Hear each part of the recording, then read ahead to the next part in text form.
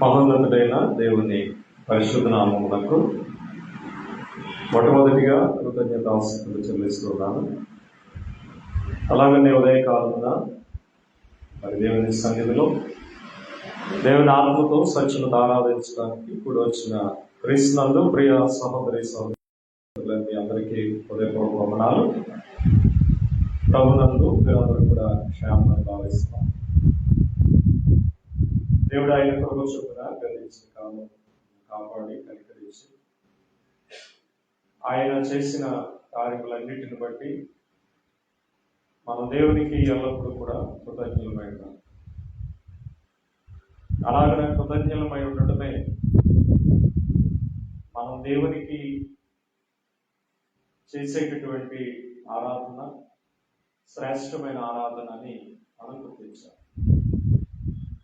ఇక్కడ ఆరాధనలో జరిగేటటువంటి పాటలు, ప్రార్థన, నవరాత్రి భోజనం ఇవన్నీ క్రమాన్ని సూచిస్తుంటే అవన్నీ కృతజ్ఞతాపూర్వకంగా మనం చేసినప్పుడే ఆరాధన అనేటటువంటిది శ్రేష్టమైనదిగా దేవుని సన్నిధిలో మిగులు. అంటే క్రమాన్ని బట్టి ప్రార్థన చేయొచ్చు, క్రమాన్ని బట్టి పాటలు పాడవచ్చు, క్రమాన్ని బట్టి నేను బోధ చేయొచ్చు. కానీ హృదయపూర్వకంగా ప్రార్థన చేస్తేనే క్రమానికి విలువ ఉంటుందంట. అర్థమైందండి? హృదయపూర్వకంగా ప్రార్థన చేయకుండా ప్రార్థన మాత్రమే ఇక్కడ చెయ్యాలి కాబట్టి చేసామనుకోండి, అది ఆరాధన కాదు. అదవుతుంది. ఇప్పుడు పాటలు పాడాలి కాబట్టి పాడుతున్నామనేది ఆరాధన కాదు. దేవుడు ఏ విధంగా అయితే ఆయనను స్తుతించి నిమిత్తం ఒకరికి హెచ్చరికగా ఉండినట్లు, అలాగే మనల్ని హెచ్చరించేటట్లు పాటలు దేవుడు ఆత్మతో మనస్సుతో పాడమన్నాడో ఆ విధంగా పాడితే ఆరాధనలో పాటల ద్వారా దేవునికి మహిమ చెల్లుతున్నాం. అర్థమైందండి? అందుకే ఆరాధన అనేటటువంటిది ప్రత్యేకతను కలిగి ఉందన్నమాట. కాబట్టి ఆరాధన దేవునికి కృతజ్ఞత పూర్వకంగా సమర్పింపబడాలంటే ఈ ఆరాధనలో మనం చేసే ప్రతి అంశము కూడా ఆత్మ పూర్ణతతో, పూర్ణ హృదయముతో, పూర్ణ మనస్సుతో మనం చేయాల్సిన అవసరత ఉంది. అలాగే బోధ మేము కూడా ఏదో పట్టి బోధ చేసామనుకోండి, ఆరాధనలో దేవునికి మా ద్వారా కృతజ్ఞత వెళ్ళదు. అలాగే వినే మీరు ఎలా వినాలి? హృదయపూర్వకంగా మనం ఎప్పుడైతే బోధ వింటున్నామో, దేవుని వాక్యాన్ని ఆలకిస్తున్నామో, అప్పుడు బోధ ద్వారా, దేవుని వాక్యం ద్వారా ఆరాధనలో దేవునికి కృతజ్ఞత స్తుతులు చెల్లుతూ ఉంటాయి. కాబట్టి ఆరాధన అనేటటువంటిది అంత ప్రాముఖ్యమైనదనే విషయాన్ని నేను మొదటిగా మీకు తెలియపరుస్తున్నాను. ఓకే. సో ఆరాధన అనేటటువంటిది కృతజ్ఞతాపూర్వకంగా మన హృదయంలో నుంచి వచ్చేటటువంటిది. ఆ కృతజ్ఞతతో మనం చేసే కార్యక్రమాలే ఇవన్నీ కూడా. అని కాబట్టి హృదయపూర్వకమైనటువంటి క్రమం దేవునికి నిజమైనటువంటి ఆరాధనను తీసుకుని వస్తున్నాం. ఈ విషయాన్ని మీరు జ్ఞాపకం ఉంచుకోవాలని తెలియపరుస్తున్నారు. మరి ఇలాంటి విలువైన ఆరాధనలో ఈరోజు దేవుని వాక్య పరిచర్యలో కొన్ని మాటలు, కొద్ది సమయం మనం ధ్యానించుకుంటున్నాం. ఈరోజు మనం నేర్చుకోబోయే విషయం ఏంటి అని అంటే, బైబిల్ గ్రంథమందు ఉన్నటువంటి యుగాలను గురించి ఒకసారి ఆలోచన చేద్దాం. నేడు క్రైస్తవ సమాజం అనేకమైనటువంటి బోధలతో నింపబడింది, మనందరికీ తెలుసు. ఈ రోజులు ఎలా ఉన్నాయంటే సత్యమేదో అసత్యమేదో తెలుసుకోలేని పరిస్థితుల మధ్యలో మనం ఉన్నాం. అర్థమైందంటే ఇప్పుడు పాలు నీళ్ళు అని అంటే వాటికి ఉన్నటువంటి లక్షణాన్ని బట్టి ఇవి పాలని, అవి నీళ్ళని, అవి పచ్చని కూరగాయలని, లేకపోతే ఇవి ఈ కలర్లో ఉన్నటువంటి వెజిటబుల్స్ అని మనం చెప్తాం. అంటే ఒక విషయాన్ని ఒక దానికి ఉన్నటువంటి ప్రత్యేకతను మనం గుర్తించాలి అని అంటే దాని యొక్క స్వభావం మీద ఆధారపడి ఉంది. అలాగే ఈరోజు సత్యాన్ని బట్టి దేవునిని ఆరాధన చేయాలన్నా, సత్యాన్ని బట్టి జీవించాలన్నా సత్యం అనేది ప్రత్యేకంగానే ఉండాలి. కలిసిపోయింది అనుకోండి, ఎలా గుర్తిస్తాం మనం? ఇప్పుడు పాలలో నీళ్లు కలిసిపోయినాయి అనుకోండి, అసలు మన తరమ నీళ్ళను అందులో దానిని మనం గుర్తించడం, అందుకే ఎన్ని నీళ్ళు వేశారో అసలు ఎవరికి తెలియదు. అలాగే ఎప్పుడైతే సత్యం అనేటటువంటిది అసత్యం అనే కాడి కిందకి వెళ్ళిపోయిందో, సత్యం మరుగున పడిపోయిందో, సత్యం మనకు కనపడతాం.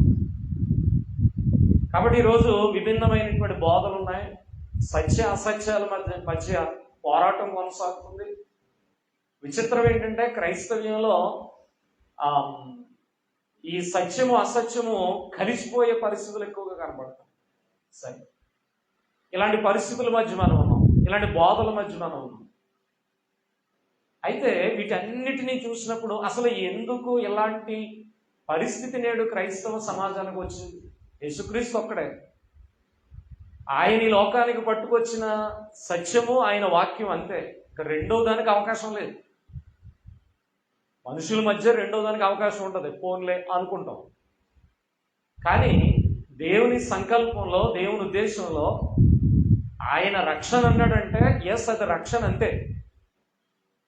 సో ఆయన బాప్తిస్మం గురించి ఒక ఫార్ములా ఇచ్చాడంటే బాప్తిస్మం అంతే, ఇంకా రెండవది లేదు. ఇక రెండవది ఉందంటే అది మనదే. ఇలాగును లెక్క కడితే ఎన్నో విషయాలు క్రైస్తవ సమాజంలో ఈరోజు మనకు కనబడుతున్నాయి. యూట్యూబ్ నిండా కూడా అనేకమైనటువంటి విషయాలు మనకు కనబడుతున్నాయి. అయితే ఒక్క ఆలోచన వచ్చింది, అసలు ఎందుకు నేడు క్రైస్తవ సమాజం ఇన్ని ఒకే రకమైన బోధ కాదు, ఇన్ని విభిన్నమైనటువంటి బోధలతో నింపబడింది? కారణాలు చాలా ఉన్నాయి. కానీ ఎందుకు అసలు చెప్పేవారు అలాగే చెప్తున్నారు, అక్కడికి వచ్చే విశ్వాసులు కూడా అదే ఆలోచనలో అదే బోధను పట్టుకుని వెళ్ళిపోతున్నారు? ఎందుకు ఇలాంటి పరిస్థితులు వచ్చాయి ఈ సంఘాల మధ్యలో? మనమంటే కాదు, మొత్తం ప్రపంచంలో మనం చూడు. నేను గుర్తించిన విషయం ఏంటి అని అంటే, ఈవెన్ క్రైస్తవులే సత్యాన్ని నమ్మేటటువంటి పరిస్థితిలో కనబడట్లేదు. మరి ఎందుకు ఈ పరిస్థితి వచ్చింది అని అంటే, నేను కనుగొన్నది, దేవుడు పరిశుద్ధ గ్రంథమైనటువంటి బైబిల్లో కొన్ని ధర్మాలను పెట్టాడు. ధర్మాలు అనుకోండి, లేదంటే ఒక ఫార్ములాస్ అనుకోండి, ఏదైనా అనుకోండి. సో ఆ ధర్మాన్ని బట్టి వినేటటువంటి వారు కానీ, బోధించేటటువంటి వారు కానీ ఆ ధర్మాన్ని అనుసరించలేకపోతున్నాం కనుక రెండోది వచ్చింది బయట. అలా నేను కనుగొన్నది ఏంటంటే కొన్ని ఉన్నాయి. ఒకటి, దేవుడు ఈ బైబిల్ గ్రంథంలో చెప్పినటువంటి యుగాలను గూర్చి కానీ, యుగ ధర్మాన్ని గురించి కానీ చాలా మందికి అవగాహన లేదు. నేడు క్రైస్తవ సమాజంలో ఉన్నటువంటి ఇప్పటివరకు చెప్పుకున్న ఇలాంటి పరిస్థితులన్నిటికీ ఈవెన్ క్రైస్తవులు సైతం ఎందుకు పొరపడుతున్నారంటే, ఏది చెప్పినా అదే నిజమని ఎందుకు మనం తలకాయ ఊపుతున్నామంటే, మనందరికీ ఏం తెలియట్లేదంటే దేవుడు ఒక యుగ ధర్మాన్ని లేదంటే యుగాలను ఆయన గ్రంథంలో పెట్టాడు. యుగాలను ఆయన గ్రంథంలో పెట్టాడన్న సంగతి తెలియక ఏదైనా నిజమే అనేటువంటి నమ్మేటటువంటి స్థితిలోకి వెళ్ళిపోయింది ఈరోజు. రెండో విషయం ఏంటో తెలుసా? రెండవ ధర్మం ఏంటంటే, పాత క్రొత్త నిబంధనల మధ్య ఉన్నటువంటి ఆ యొక్క వ్యత్యాసం తెలియకపోవడం వలన కూడా నేడు ఈ బోధలన్నీ వచ్చాయి. ప్రధానంగా ఇవి రెండునండి. మొదటిది ఏంటి? యుగ ధర్మం తెలియకపోవడం. అంటే బైబిల్లో ఎన్ని యుగాలు ఉన్నాయో ఆయా యుగాల్లో దేవుడు ఏ విధంగా తన ఉద్దేశాన్ని మనుషులకు బోధించాడో ఈ యుగ ధర్మం అనేటటువంటిది తెలియకపోవడం వలన రెండవది ఏంటంటే నిబంధనల మధ్య తేడా తెలియకపోవడం, వ్యత్యాసం, డిఫరెన్స్. అంటే పాత క్రొత్త నిబంధనలు అనేవి బైబిల్లో ఉన్నాయి. ఈ రెండింటి మధ్య ఉన్నటువంటి వ్యత్యాసం ఏంటో తెలియకపోవడం వల్ల కూడా నేడు క్రొత్త బోధలు బయటకు వచ్చాయి. లేదంటే ఏది పడితే అది నిజమే అని నమ్మే స్వభావం మనలోకి వచ్చేస్తుంది. ఇంకొక విషయం చెప్పమంటారా, వాక్యాన్ని పరిశీలన చెయ్యలేనటువంటి పరిస్థితులు కూడా ఉన్నాయి. కారణం ఏంటంటే ఈ యుగ ధర్మాన్ని ఈరోజు క్రైస్తవ ప్రపంచం పరిశీలన చేయలేకపోతుంది. నిబంధనల మధ్య ఉన్నటువంటి వ్యత్యాసాన్ని గుర్తించలేదు. ఇవి రెండు ప్రధానమైన కారణాలు. ఈ రెండిట్లో ఈ నిబంధనల మధ్య వ్యత్యాసం నేను ఇప్పుడు చెప్పను, కానీ యుగాలను గురించి ఒక చిన్నగా ఆలోచన, అసలు యుగాలు అనేవి ఉన్నాయా అనేది మనం చూడాలి. ఒకసారి యుగాలు అనేటటువంటి ఉన్నాయా, బైబిల్ ఏం చెప్తుంది? కీర్తనల గ్రంథం 90వ అధ్యాయము, అక్కడ మోషే చేసినటువంటి ప్రార్థన అనేక సార్లు మనం చదువుతాం. 90వ కీర్తన 2వ చరణం. పర్వతములు పుట్టక మునుపు, దేవుని వాక్యం విధంగా సెలవిస్తుంది. యుగాల గురించి మనకు ఒక అవగాహన ఉండాలనే విషయాలు ఈరోజు మీతో పంచుకుంటున్నాను. పర్వతములు పుట్టక మునుపు, భూమిని లోకమును నీవు పుట్టింపక మునుపు, ఉందమ్మా 90వ కీర్తన 2వ వచనం. పుట్టింపక మునుపు యుగ యుగములు నీవే దేవుడు. మోషే చెప్తున్నాడు. మోషే ఏనాటి కాలం వాడు? పాత నిబంధన ఇశ్రాయేలీయుల కాలంలో ఆయన ప్రవక్తగా పనిచేశాడు. అంటే కొత్త నిబంధనలో ఉన్నవాడు కాదు ఆయన. అంటే ఈ ఇశ్రాయేలీయుల కాలంలో ఆయన ఈ మాట చెప్తున్నాడు. ఏమనంటే, అయ్యా మహాదేవుడా, ప్రభువా, తరతరముల నుండి మాకు నివాస స్థలం నీవే. మాకంటే అని తీసుకోవాలా? అది ఎందుకంటే ఇది పర్టికులర్గా ఎవరు చేసిన ప్రార్థన అని చెప్పబడింది? దైవజనుడైన మోషే. అంటే ఒక్కొక్కసారి అనిపిస్తూ ఉంటుంది ఇది అందరికీ ఆపాదించే మాటగా మనం ఆపాదించలేము. అంటే మోషే, ఒకసారి ఊహించుకోండి మీరు, మోషే దేవునితో ప్రార్థన చేస్తున్నాడు. ప్రార్థన చేసి ఏమన్నాడంటే, ప్రభువా అని సంబోధించి, అయ్యా నీవు మాకు ఎలాగున్నావు? తరతరముల నుండి మాకు నివాస స్థలము నీవే. ఒకటి తన ప్రజలైనటువంటి, లేదంటే ఇశ్రాయేల్ అందరినీ కలుపుకుని ఆయన మాకు అనే మాట వాడుతున్నాడు. ఓకే, అదే మాటని మొత్తం ప్రపంచం అంతా కూడా ఉపయోగించుకోవచ్చు. ఎందుకంటే ప్రపంచ మనుషులందరికీ కూడా ఆయన ఏమై ఉన్నాడు? ప్రభువై ఉన్నాడు, నివాస స్థలమై ఉన్నాడు. ఓకే, సో రెండు విధాలు కూడా ఇబ్బంది లేదు అని చెబుతూ ఆయన ఏమంటున్నాడంటే, పర్వతములు పుట్టక మునుపు, భూమిని లోకమును నీవు పుట్టింపక మునుపు. ఎక్కడికి వెళ్ళిపోయాడు ఆయన ఉన్నది ఏ కాలంలో? పాత నిబంధన ఇశ్రాయేల్ కాలం నుంచి. దేవా నువ్వు ఎంత గొప్పవాడు అంటే, జగత్తు పునాది వేయబడక మునుపు, అంటే పర్వతాలు పుట్టక మునుపు, భూమిని లోకమును నీవు పుట్టింపక మునుపు ఎప్పటి నుంచి ఉన్నవాడు నువ్వు? యుగ యుగములు నీవే దేవుడు అనే మాట ఆయన పరిచయం చేశాడు. అంటే ఆనాడు మోషే విశ్వసించినటువంటి దేవుడు, ఈరోజు మనం విశ్వసిస్తున్నటువంటి దేవుడు ఎక్కడి నుంచి ఎక్కడి వరకు ఉండగలడు ఆయన? 1990 నుంచి 2024 వరకు కాదు ఆయన కాల పరిమితి. లేదంటే పాత నిబంధన నుంచి క్రొత్త నిబంధన వరకు కాదు ఆయన కాల పరిమితి. జగత్తు పునాది వేయబడక మునుపు, దానికంటే ముఖ్యంగా యుగ యుగాలు, అంటే ముందెన్ని యుగాలు ఉన్నాయో అలాగే తర్వాత ఎన్ని యుగాలు ఉన్నాయో, యుగ యుగాలు కూడా ఆయన ఏమై ఉన్నాడట? దేవుడై ఉన్నాడు. చాలా చోట్ల అదే మాటను ఏమని చెప్పబడిందంటే, ఆ యుగ యుగాలనే కాల పరిమితిని చెప్పలేక శాశ్వత కాలం నుంచి శాశ్వత కాలం వరకు ఉన్నాడు దేవుడు అని చెప్తారు. అంటే ఎక్కడ ప్రారంభమో తెలియదు, ఆయనకి ఎక్కడ ముగింపో తెలియదు. ఈ మధ్యలో ఆయన యుగ యుగాలు మనుష్యుల మధ్య ఆయన ఏమై ఉన్నాడట? దేవుడై ఉన్నాడనే మాట. ఇంకొక మాట అక్కడే కీర్తనల గ్రంథంలోనే 106వ కీర్తనలోకి వెళితే, అంటే మనం నమ్మేటటువంటి దేవుడు యుగ యుగాలలో ఉండే దేవుడని ఇప్పుడే మనం చదువుకున్నాం. ఇక్కడ 106వ కీర్తన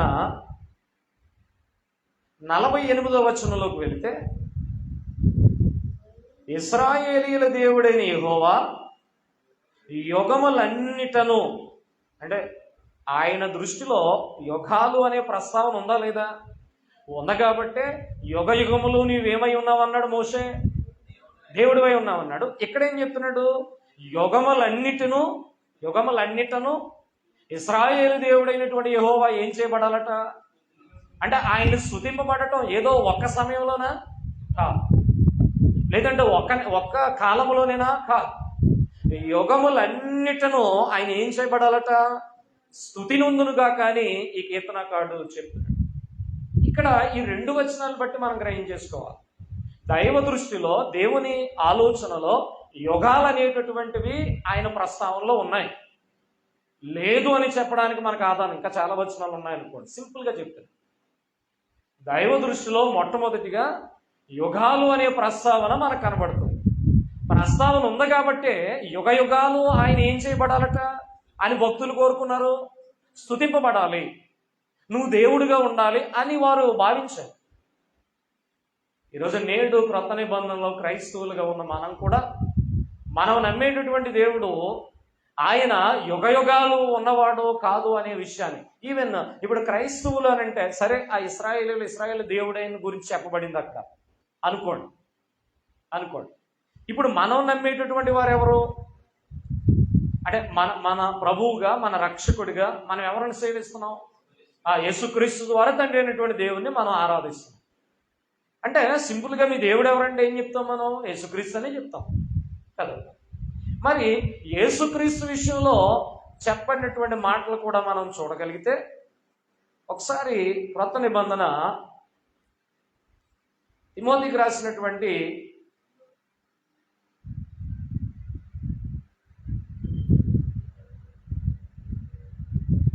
మొదటి అధ్యాయము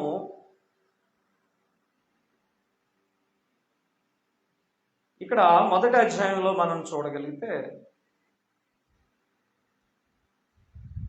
17వ వచనంలో యేసు ప్రభువు చేసినటువంటి కార్యమును బట్టి పౌలు గారు తిమోతికి చెప్తున్న మాట, దేవుని గురించి చెప్తున్న మాట ఏమని? సకల యుగములలో రాజయ్యుండి అక్షయుడును అదృశ్యుడునగు అద్వితీయ దేవునికి ఏం కలగలట? ఎప్పటి నుంచి ఉన్నవాడైనా అక్కడ ఒక మాట ఉంది, ఫస్ట్ మాట దేవుడని ఆయన యుగ యుగాలని ఇందాక చదువుకున్నాం. క్రొత్త నిబంధన చెప్తుంది సకల యుగాలలో, అంటే యుగాలు ఉన్నాయి, 1, 2, 3 తర్వాత చూద్దాం. అయితే ఈ సకల యుగాలలో ఎందుకు ఇక్కడ ఈ మాట చూపించానంటే నేడు క్రైస్తవులమైన మనం దేవునిని ఎంతకాలం స్తుతించేవారుగా సిద్ధపడాలంటే ఎల్లప్పుడూ ఆయనను స్తుతించేవారుగా ఉండాలి. ఎందుకంటే ఆయన ఎప్పుడెప్పుడు స్తుతులందేవాడు? పాత నిబంధనలోనే కాదు, పాత నిబంధనలో ఉన్న యుగాల్లోనే కాదు, లేదంటే ఇప్పుడున్న యుగాల్లోనే కాదు, సకల యుగాలలో ఆయన ఏమై ఉన్నాడట?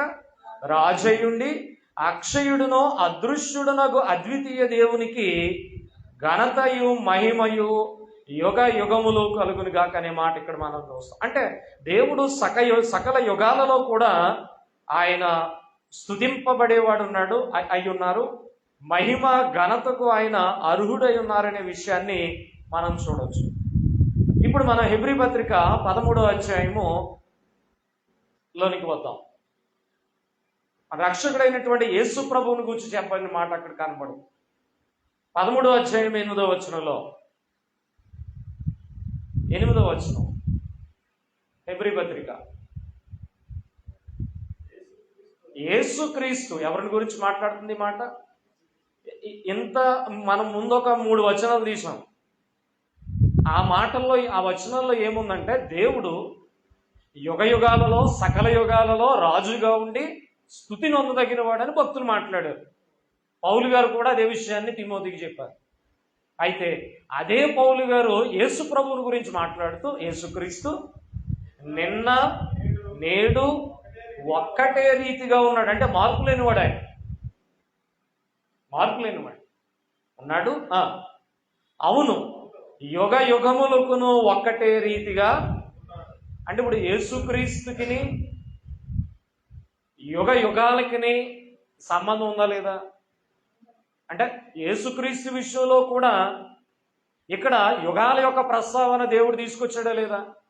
అంటే కేవలం ఇశ్రాయేలు దేవుడైనటువంటి తండ్రి అయిన దేవుడికే కాదు, ఆయన మాత్రమే యుగ యుగాలలో ఉండేవాడు కాదు, ఆయన మాత్రమే స్తుతి నొందదగిన వాడు కాదు. యేసుక్రీస్తుకు కూడా ఏముంది? ఆ యుగ యుగములు ఆయన కూడా ఎలా ఉండేవాడట? ఒక్కటే రీతిగా ఉండేవాడు. ఇప్పుడు యుగ యుగాలలో ఒక్కటే రీతిగా ఉండేవాడంటే దాని అర్థం ఏంటి? అర్థమైందా? ఇప్పుడు యుగ యుగాలలో ఒక్కటే రీతిగా ఉన్నవాడంటే మార్పు లేనివాడు. ఇప్పుడు మనుషులు మనం సమయాన్ని బట్టి కాలాన్ని బట్టి మార్పు చెందుతూ ఉంటాం. లేదంటే మనకు పుట్టే బిడ్డలు రకరకాల అంటే వేరు వేరు పోలికలతో పుడుతూ ఉంటారు, తల్లిదండ్రుల పోలికలు. అంటే ఎగ్జాక్ట్ మనం దిగిపోరు, అవునా కదా? అంటే మనలో స్థిరత్వం అనేటటువంటిది, చంచలత్వం అనేది కాలాన్ని బట్టి మారుతూ ఉంటుంది. కానీ దేవుని విషయంలో, యేసుక్రీస్తు విషయంలో యుగ యుగాలు మారినా కూడా ఆయన యొక్క స్థితి మారలేదట. ఆయన స్థితి ఏంటో మనకు తెలుసు. వాస్తవంగా దేవునికి ఉన్నటువంటి లక్షణాల్లో ఒకానొక లక్షణం ఏంటంటే ఆయన ఏ యుగంలోనూ కూడా మారనివాడని అర్థం. ఇప్పుడు అదే లక్షణం ఎవరిలో కనబడుతుంది? యేసుక్రీస్తులో కనబడుతుంది. కాబట్టి ఆయన ఏమై ఉన్నాడు? దేవునితో సమానుడే. మళ్ళీ ఆ విషయాలను నేను టచ్ అయ్యి, ఎందుకంటే అనేక సార్లు చెప్పుకున్నాము, వచనాలు డైరెక్ట్గా ఉన్నాయి. ఆయన దేవునితో సమానముగా ఉండుట విడిచిపెట్టకూడని భాగ్యమని ఎంచుకొనలేదు కానీ, అంటే విడిచిపెట్టి వచ్చాడు. విడిచిపెట్టక మునుపు ఆయన స్థితి ఏంటి? దేవునితో సమానుడు. జగత్తు పునాది వేయబడక మునిపే ఉన్నవాడని అనేక వచనాలు మనకున్నాయి. ఇప్పుడు ఇక్కడ చెబుతున్న మాట, యేసుక్రీస్తు వారి విషయంలో కూడా యుగాల యొక్క ప్రస్తావన ఉంది. అదవుతుంది. అంటే ఆయన కూడా యుగాల మధ్యలో జీవించేవాడు. ఇప్పుడు మొట్టమొదటిగా మనం అర్థం చేసుకోవాల్సిన విషయం ఏంటంటే, మనం సేవిస్తున్నటువంటి దేవుడు ఆది నుంచి మరి మన పితరులు సేవిస్తున్నటువంటి దేవుడు, ఈరోజు మనం సేవిస్తున్న దేవుడు, ఆ తండ్రి కుమార పరిశుద్ధాత్మలనే ఆ దైవత్వము యుగ యుగములు సకల యుగాలలో కూడా స్తుతింపబడేవారని ఇక్కడ మొట్టమొదటిగా మనం గ్రహించాలి. సరే, దేవుడు యుగ యుగాలలో స్తుతింపబడేవాడే, కొనియాడబడేవాడే. ఇంతగా యుగాలేంటి అనేది మనం ఇక్కడ గుర్తించాలి. వాస్తవంగా యుగాలు అనే మాట అక్కడ ప్లోరల్లోనే ఉంది. అంటే యుగము అని లేదు కానీ యుగాలు, యుగ యుగాలు, సకల యుగాలనే ఉంది. అంటే ఒకటి కంటే ఎక్కువని అర్థం. యుగం అనే మాట దేనిని సూచిస్తుంది సాధారణంగా? దేన్ని? అనేక సంవత్సరాలు అయితేనే యుగం. ఇప్పుడు నేననేది ఏంటంటే, యుగం అనేది దేనిని సూచిస్తుంది? కాలాన్ని సూచిస్తుంది. అది మనిషిని కాదు కదా, మనిషిని కాదు, లేదంటే ఏదో ఒక పదార్థాన్ని కాదు. యుగం అనే మాట, యుగం అనే మాట కాలాన్ని సూచిస్తుంది. అంటే ఇప్పుడు సకల యుగాలు అని అంటే ఆ సకల కాలాలని అర్థం. అర్థమైందా? అంటే ఒక పర్టికులర్ యుగం అని ఇప్పుడు ఒకవేళ నేను చెప్పాను అనుకోండి, దాని అర్థం ఏంటి? ఎక్కడి నుంచి ఎక్కడికే కాలం అని. రెండవ యుగం అని చెప్పాను అనుకోండి, ఎక్కడి నుంచి ఎక్కడికే కాలం అని. మూడవ యుగం అని చెప్పాను అనుకోండి, ఎక్కడి నుంచి అక్కడికే కాలం అని. అంతేనా? కాబట్టి యుగం అనేటటువంటిది కాలాన్ని సూచిస్తుంది. అలా కాలాన్ని బట్టి, యుగాన్ని బట్టి చూస్తే సకల యుగాల్లో కూడా దేవుడు ఏమై ఉన్నాడటమ్మా? రాజు అయి ఉన్నాడట. ఆయన స్తుతింపబడేవాడై ఉన్నాడట. ఇక్కడ మరొక మాట మనం చూద్దాం. హెబ్రీ పత్రిక 9వ అధ్యాయము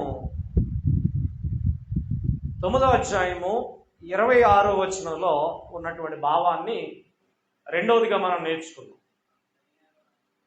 ఇక్కడ ఒక భావాన్ని మీ ముందు పెడుతున్నాను, అర్థం చేసుకోండి. 26వ వచనం 9వ అధ్యాయం హెబ్రీ పత్రిక. అట్లైన ఎడల, అంటే పైన ఒక విషయాన్ని చెప్తున్నారు ఆయన. అట్లైన ఎడల జగత్తు పునాది వేయబడినది మొదలుకొని ఆయన అనేక పర్యాయములు శ్రమ పడవలసి వచ్చెను. ఎవరి గురించి అంటారు ఈ మాట? క్లారిటీ ఉందా? లేదంటే పైకి వెళ్దాం. ఉంది కదా ఆ మాట. ఎవరిని దృష్టిలో పెట్టుకుని పౌలు గారు చెప్తున్నారు ఇక్కడ? యేసుక్రీస్తు ప్రభు వారట ఒక కారణం చేత అనేక సార్లు ఏం చేయబడాల్సి వచ్చినట? శ్రమ పడాల్సి వచ్చినట్టు. కారణం ఏంటో పైన చదువుకోండి. కానీ వాస్తవంగా ఎన్నిసార్లు శ్రమ పడ్డాడు ఆయన? అనేక సార్లు. వాస్తవంగా యేసుక్రీస్తు ఎన్నిసార్లు శ్రమ పడ్డాడో? ఒక్కసారి శిలువ మరణం. అదే అక్కడ దృష్టిలో పెట్టుకుని చెప్తూ, లోకం ఏమనుకుంటుందంటే సంవత్సరం ఆయన శ్రమ అన్నట్టుగా చూస్తుంది. కానీ ఇక్కడ చెప్తున్నాడు అనేక పర్యాయములు ఆయన శ్రమ పడవలసి వచ్చునని చెప్పి, అయితే ఆయన యుగముల సమాప్తి యందు, ఈ మాట మనకు కావాలి. ఏమిటది? యుగముల సమాప్తి యందు తన్ను తానే బలిగా అర్పించుకొనుట వలన పాప నివారణ చేయుటగా ఒక్కసారి. ఈ మాట చాలా ముఖ్యమైనది యుగాలకు సంబంధించిన పాఠాన్ని నేర్చుకునే ఎవరికైనా. ఎందుకంటే ఇది కీ పాయింట్ అని చెప్పాలి. ఎందుకు కీ పాయింట్ అని చెప్తామంటే, అక్కడ యేసుక్రీస్తు వారు ఈ లోకానికి వచ్చి చేసినటువంటి కార్యాన్ని దృష్టిలో పెట్టుకుని ఏం చేశాడు ఆయన? అక్కడ ఉన్నది చెప్పండి నాకు. ఒక్కసారే కాదు, తన్ను తానే.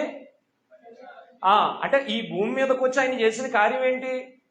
తన్ను తానే ఆ శిలువ మరణానికి తన్ను తానే అప్పగించుకుని ఏమైపోయాడు?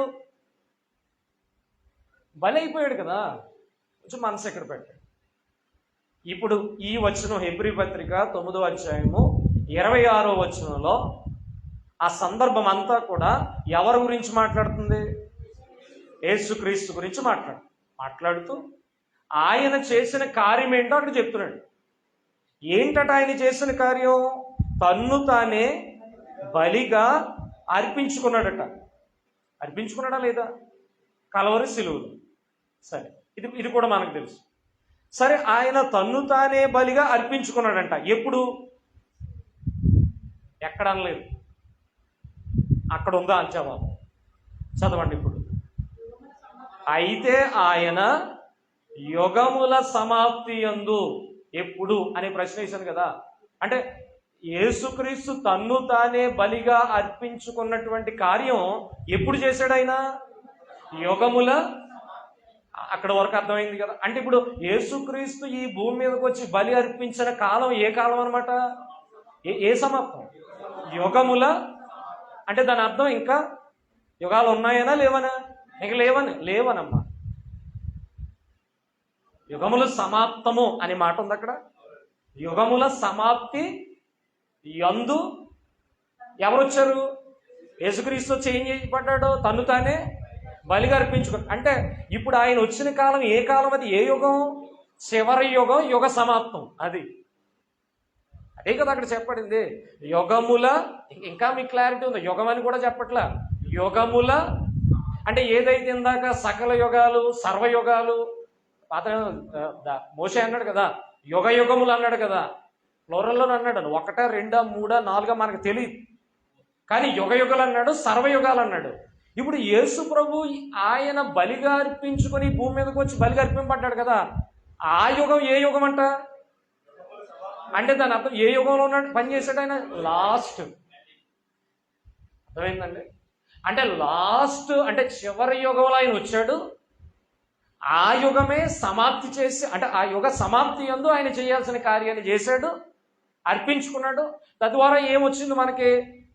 రక్షణ వచ్చింది, పాపాలు తొలగించు. ఆ విషయం కింద చెప్పండి. ఇక్కడ పాయింట్ ఏంటంటే యేసుక్రీస్తు ఉన్నటువంటి కాలం ఏ యుగాన్ని సూచిస్తుంది? చివరి యుగాన్ని సూచిస్తుంది. అంటే దాని అర్థం ముందు కొన్ని యుగాలు నడిచాయని అర్థం. అర్థమైందండి? కాబట్టి యేసుక్రీస్తు కొనసాగినటువంటి ఆ యుగము అనేటటువంటిది సమాప్తి యుగం అని ఈ వచనాన్ని బట్టి మనం గమనించవచ్చు. అయితే ఇంకొక మాట కూడా అక్కడే హెబ్రీ పత్రికలోనే 1వ అధ్యాయంలో 1వ వచనాన్ని ఒకసారి చదివేద్దాం. పూర్వకాలమందు. మళ్ళీ ఇప్పుడు కూడా ఈ మాట దేన్ని సూచిస్తుంది? కాలం. ఇందాక యుగం, కాలం. ఓకే, ఇప్పుడు ఈయన హెబ్రీ గ్రంథకర్త ఎక్కడికి వెళ్ళాడు? పూర్వకాలమందు అన్నాడు. పూర్వకాలం అంటే అనుకోండి, పూర్వం అని అనుకోండి.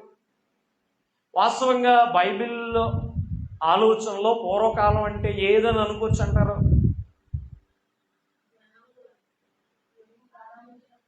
ఏ కాలం అని అనుకోవచ్చు అండి? పూర్వకాలం అంది అని పౌలు గారు ఇక్కడ చెప్తున్నాడు. ఆ మొదటి కాలం, ఇంకా చెప్పాలంటే పితరులు, అంతేనా? కొన్ని ప్రారంభ కాలం అనుకోండి. పూర్వకాలం అందు నానా సమయములలోనూ నానా విధములుగాను. అప్పుడు ఏం చేశాడట దేవుడు? ఆ పూర్వకాలం అందు, పితరుల కాలంలో లేకపోతే ఆ ముందున్నటువంటి కాలాల్లో ఆయన ఎలా మాట్లాడాడట? నానా సమయాల్లో ఒక సమయం ఉందా? లేదు. అంటే ఆయన తన ఉద్దేశాన్ని చెప్పడానికి ఎప్పుడైనా మనుషులతో మాట్లాడేవాడు, ప్రవక్తలు మధ్యలో. సో నానా సమయాల్లాగా, నానా విధాలుగా అంటే ఇక్కడ చాలా విలువైన విషయం ఇది. నానా సమయాలంటే ఏ కాలమో తెలియదు. అది రాత్రి వేళ అబ్రహాముతో రాత్రి వేళ తెలియదు, పగటి వేళ తెలియదు, మోషేతో రాత్రి వేళ మాట్లాడా ఆయన ఇష్టం. ఈవెన్ అవాదాములతో కూడా ఆయన మాట్లాడాడు చల్లటి పూట ఆ ఏదేని తోటలో. అక్కడి నుంచి ప్రారంభమైన దేవుడు మాట్లాడు. అయితే దేవుడు ఆ కాలాల్లో మాట్లాడేటటువంటి సమయంలో ఆయన ఏం చూసుకోలేదు, సమయాన్ని. అంటే ఈ సమయంలోనే ఇన్ని గంటలకే మాట్లాడాలి, ఏదో మనం పెట్టుకున్నట్టుగా ఈ సమయానికి అన్నట్టు ఏమి ఉందో ఆయనకి లేదండి. సో నానా సమయాల్లో నానా విధాలుగా ఎవరి ద్వారా మాట్లాడేటట్ట? డైరెక్ట్గా కాదు, అది ప్రవక్తల ద్వారా మన పితరులతో మాట్లాడినది. ఎంతగా ఎవరితో ఈయన సంభాషణ? పూర్వకాలం అందట పితరులైనటువంటి వారితో దేవుడు మాట్లాడడానికి మధ్యలో ఎవరున్నారు? ప్రవక్తల ద్వారా ఆయన మాట్లాడేవాడు. మాట్లాడటం అంటే ఏంటి? ఆయన ఉద్దేశాన్ని చెప్పడం. అబ్రహాముకి వాగ్దానం చేశాడు, చెప్పాడు. ఇశ్రాయేలుకి అనేక వాగ్దానాలు ఇచ్చాడు, మధ్యలో మోషేని పెట్టాడు, యెహోషువని పెట్టాడు, ఏలియా ఇర్మియా లాంటి పెద్ద పెద్ద ప్రవక్తలను పెట్టాడు. అవునా? అంటే పూర్వకాలం మందు ఆ విధంగా దేవుడు వారితో మాట్లాడేటటువంటి వాడట ఆ కాలంలో. మరి ఇప్పుడు ఏమైంది? ఈ దినముల అంతమందు కుమారుని ద్వారా మనతో, అంటే ఇప్పుడు దినముల అంతమందు ఎవరితో మాట్లాడాడట? మాట్లాడేశాడంట ఆల్రెడీ ఇది రాసేటప్పుడు. అంటే ఆ కుమారుడు ఎవరు? యేసుక్రీస్తు వారి ద్వారా మాట్లాడినమాట. ఇందాక మాట చదువుకున్నాం. యేసుక్రీస్తు వారు వచ్చిన కాలం ఏది? యుగం ఏది? యుగ సమాప్తి. ఇప్పుడు ఆ యుగ సమాప్తినే ఇక్కడ ఏమని చెప్తున్నాడు? దినముల అంతమందు. ఎందుకంటే యుగ సమాప్తిలోనే కదా యేసుక్రీస్తు వచ్చాడు, చేశాడు, బలర్పించాడు, మాట్లాడాడు. ఆ యుగ సమాప్తినే ఇక్కడ ఈయన ఏమని సంబోధిస్తున్నాడు? దినముల అంతమందు. ఇది ఎక్కడ తీసుకెళ్ళిపోతారు తెలుసు మన వాళ్ళు? నేడు రేపు రెండవ రాకడ మళ్ళా సమాప్తం ఉంది కదా, అక్కడ పట్టుకుపోతారు ఈ వచనం. వాస్తవంగా ఈ వచనం దేనికి సంబంధించిందంటే భవిష్యత్తుకి సంబంధించింది కాదు. ఎందుకంటే మాట్లాడిన మాట ఉంది, అది పాస్ట్. యేసుక్రీస్తు ద్వారా దేవుడు చేసినటువంటి కార్యం జరిగిపోయింది. కాబట్టి యేసుక్రీస్తు ఉన్నటువంటి కాలమే ఒక యుగాన్ని సూచించేస్తుంది మనకి. అర్థమైందండి? ఇప్పుడు మనం ఎన్ని యుగాలు ఉన్నాయి అనే దాని పరిశీలనలో భాగంగా, అంటే నేను ఎందుకు చెప్పానంటే కాలం అనే ఆలోచనలో భాగంగా యుగాలను మనం లెక్క కడుతున్నాం. అంతేనా? ఎన్ని యుగాలు ఉన్నాయి? సకల అన్నాడు, మరి ఎన్ని? సర్వ అన్నాడు, ఎన్ని? కానీ ఒక ఇంటి దొరికింది, యుగ సమాప్తం అయితే దొరికింది. మనం ఎవరి దగ్గర? యేసుక్రీస్తు ఆధారం చేసుకుని ఇప్పుడు మనం వెనక్కి వచ్చి అసలు ఎన్ని ఉన్నాయి అనేది లెక్క కడితే మనకు ఒక ఆలోచన రావచ్చు. ఒకవేళ ప్రారంభం వెళ్ళి లెక్క కడదామంటే పూర్వ సమయం ఏదో, యుగం ఎక్కడ ప్రారంభమైందో చెప్పబల్ల. ఆది యందు అన్నాడు అంతే, ఆది కాలం అన్నాడు అంతే. సరే ఒక్కసారి వెళదాం. వెళితే ఈ దినాలు అసలు యుగాలుగా మనం ఎలా చూడాలి, ఎన్ని యుగాలుగా చూడాలి అనే విషయాన్ని అపోస్తుల కార్యముల గ్రంథంలోకి వెళ్ళిపోదాం. అపోస్తుల కార్యముల గ్రంథంలోకి వెళితే అక్కడ విలువైన సంగతిని, మొట్టమొదటి హతసాక్షి అయినటువంటి ఎవరైనా అపోస్తుల్లో లేకపోతే ఆనాటి శిష్యుల్లో మొట్టమొదటిగా రాళ్ల చేత కొట్టబడి చంపబడ్డాడు స్టెఫను. Very good, Stephen. ఆ స్టెఫను మాట్లాడినటువంటి మాటలు ఇప్పుడు మనం చూస్తున్నాం. అపోస్తుల కార్యములు 7వ అధ్యాయంలోకి వెళ్ళిపోదాం. స్టెఫను గారు చేసినటువంటి ఒక సుదీర్ఘమైనటువంటి ప్రసంగం ఇది. ఆయన చరిత్ర నుంచి మాట్లాడుతూ అక్కడ కాలాన్ని గురించి కొన్ని సూచనలు మనకిచ్చాడు.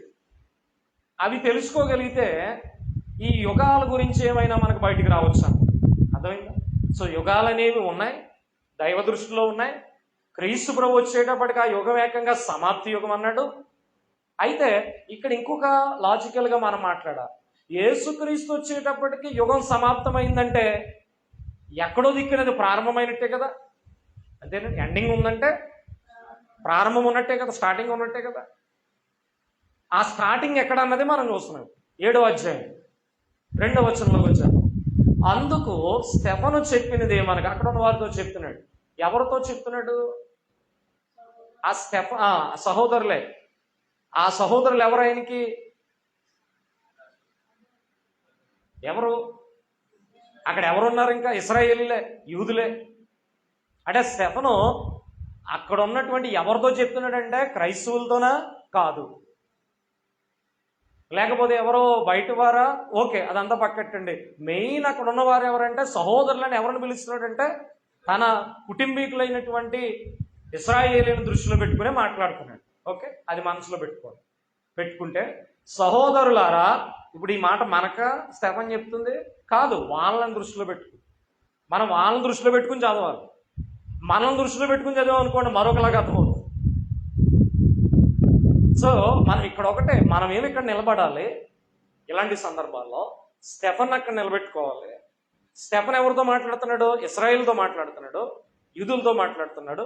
అంటే మనం ఇక్కడ నిలబడి వాళ్ళ మధ్య జరిగే స్టోరీని అలా చూడాలన్నమాట. అంతేగాని వాళ్ళ ప్లేసులకు మనం వెళ్ళిపోకూడదు. ఇప్పుడు జరిగే బోధదే. నేడు ఎందుకు క్రైస్తవ సమాజంలో ఇన్ని విచిత్రమైనటువంటి బోధలు వచ్చాయంటే, అసలు ఎవరు చెబుతున్నారో ఒక విషయాన్ని, ఎవరు చెబుతున్నారో, ఎవరికి చెబుతున్నారో, ఎందుకు చెబుతున్నారో, నాకే చెబుతున్నారా, ఎవరికైనా చెబుతున్నారు, ఈ క్లారిటీ లేకపోవడం వల్లే వచనాలు ఏమైపోతున్నాయంటే అటు ఇటు మార్పు చేసేస్తున్నాం. అందుకే మత్తయి సువార్తలో ప్రభువారు అన్నారు, మనుషులు కల్పించిన మనుషుడు ఎలా కల్పిస్తాడు? మళ్ళా విచిత్రం ఏంటి, మనుషులు కల్పించిన పద్ధతులు మళ్ళీ ఇక్కడ నిలబడి ఏమని బోధిస్తామంటాం? మేము దైవోపదేశాలను బోధిస్తాం. వాస్తవంగా దైవోపదేశాలు ఇందులో ఉన్నాయి. ఇదే కదా దైవోపదేశం అంటే, దేవుని ఉపదేశం, దేవుని మాట ఎందులో ఉంది? ఆయన గ్రంథంలో ఉన్నదే మేము ఉపదేశంగా బోధించాలి. కానీ నేడు మనుషులు ఆనాటి నుంచి కూడా ఎలా ఉన్నారట? మనుషులు కల్పించిన కొన్ని పద్ధతులు పట్టుకొచ్చి ఇది దైవ విధానం అని చెప్పి బైబిల్ పక్కన పెట్టి బోధిస్తారట. ఈరోజు బైబిల్కి పక్కన ఎన్నో గ్రంథాలు మనం బయట చూస్తున్నాం. చూడలేదా మీరు? అంటే మనకు తెలిసి బైబిల్ ఒక్కటని మనం అనుకుంటాం, కానీ చాలామంది వాళ్ళ సొంత పద్ధతుల బట్టి పుస్తకాలు రాసి అవి సంఘానికి ఇచ్చారు. చాలామంది ఉన్నారు. కానీ దేవుని వాక్యం ప్రకటన గ్రంథంలో ఏం సెలవిచ్చిందో తెలుసా? ఈ ప్రవచన వాక్యములలో దేనైనను కలిపిన ఎడల, దేనినైనను తీసివేసిన ఎడల ఏమన్నాడు తెలుసా? ఈ గ్రంథమందున్న తెగుళ్ళు ఆ వానికి దయచేయను అన్నాడు. పరిశుద్ధ పట్టణంలో జీవవృక్షంలో పాలే ఉందని ఉన్నాడు. ఎంత శిక్ష! ఏది?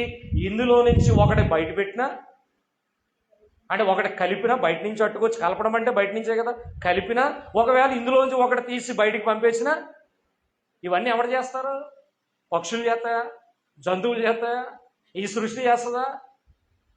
ఏ దేవుడైతే ఈ సృష్టిలో శ్రేష్టమైన వానిగా చేసుకున్నాడో ఆ మానవుడి పనులని చేస్తున్నాడు. అందుకే మనుషులు కల్పించిన పద్ధతులు ఏమని బోధిస్తారట? దైవోపదేశములను బోధిస్తారు. కాబట్టి మీరు జాగ్రత్తగా ఉండండి అని ప్రభువు చెప్పాడు. కానీ ఎందుకు ఇదంతా జ్ఞాపకం చేస్తున్నాడు అంటే, ఇక్కడ స్టెఫను అక్కడ ఉన్నటువంటి యూదుల్ని ఏమని పిలుస్తున్నాడు? ఆయన సహోదరులారా అని పిలుస్తున్నాడు. ఆ సహోదరులు మనమా? కాదు. ఇశ్రాయేలు గురించి మాట్లాడుతున్నాడు. సరే, ఏం చెప్తున్నాడు వాళ్ళకి? తండ్రులారా. తండ్రులారని ఇప్పుడు మనల్ని కాదు, అక్కడ ఇశ్రాయేలీలో ఉన్నటువంటి పెద్దల్ని ఆయన ఫాదర్స్ అని పిలుస్తున్నాడు. తండ్రులారా ఏం చేయండి? వినుడి, నేను మాట చెప్తున్నాను మీకు, వినండి. అంటే ఇప్పుడు నన్ను రాళ్లతో కొట్టి చంపేయడానికి మీరు సిద్ధంగా ఉన్నారు, నన్ను చంపేయడానికి సిద్ధంగా ఉన్నారు. నేను యేసు ప్రభువుని నమ్ముకున్నాను, అది మీకు ఇష్టం లేదు, నన్ను చంపేయడానికి ఉన్నారు, మీరు సిద్ధంగా రాళ్ళు పట్టుకుని ఉన్నారు. అయితే నేను చనిపోయే ముందు మీకు ఒక విషయం చెప్తానని ఏకంగా ప్రసంగమే చేసాడు. ఇలాంటి ప్రసంగం ఎక్కడ కనబడదు.